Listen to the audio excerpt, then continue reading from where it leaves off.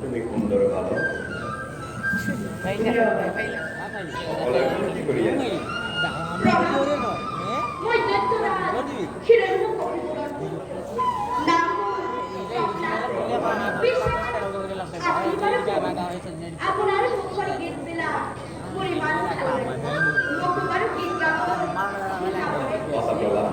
গীত গাই ঘূৰি ফুৰা আমাৰ দৰে সন্যাসী ফকীৰবিলাকে যাৰ খাবলৈ এমুঠি অন্ন নাই, যাৰ পিন্ধিবলৈ গাত বস্ত্ৰ নাই, তেনেলোকে হৰি কীৰ্তন কৰি ভাল পায়। তেনেস্থলত তুমি হল দক্ষতা আছে এই হিৰণ্যকশিপুৰ পুত্ৰ, তোমাৰতো হৰিনামৰ আৱশ্যক কিয়?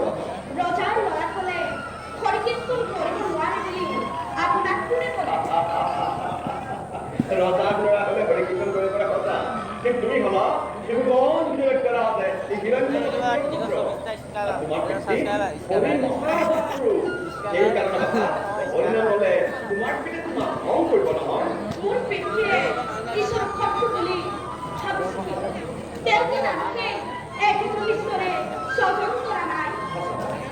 সকলোখিনি একেদৰে স্বজন কৰিছে, তোমাৰ পিতৃ এই কথা মানে নহয়। আনকি যিনি হৰি নাম শুনিলে তেওঁ খঙতকে মাৰে, তোমাক ভয় কৰে। তাৰ বাবে আপুনি চিন্তা নকৰিব, মই মোৰ পিতৃ সেই কথা কম, তেওঁ মোৰ কথা নিশ্চয় শুনিব, কাৰণ তেওঁ বুঝতে বাবা তুমি চেষ্টা করতে পারবা, এটা না বলে তোমার কাছে তোমার লাগছে কি আপন হয়েছে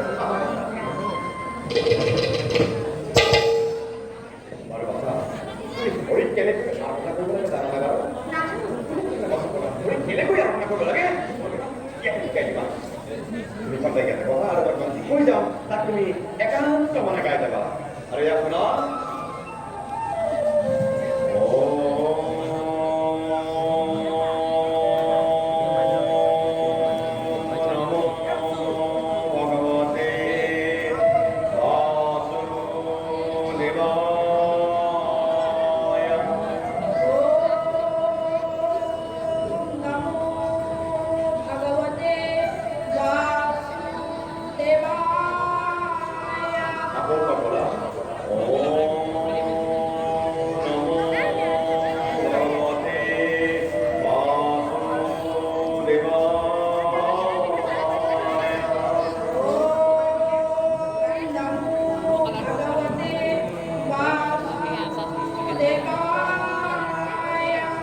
তুমি হরি দেখা পাইছা না?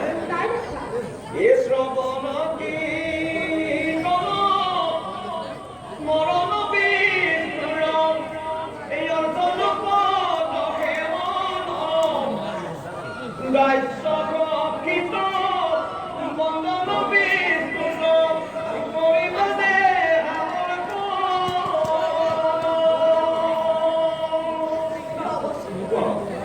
আপনি বারে মোর মাতৃ চিনি পাইলে? মই যেতিয়া মাতৃৰ গৰ্ভত আছিল তেতিয়া আছিল আপোনাৰে খোৱা লাগে খোৱা আৰু বিনাৰ খোৱা শুনিছিল।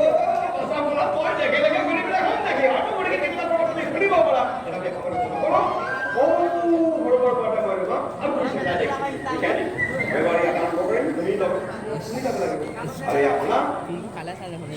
Bisa tengok. Lepas waktu mana?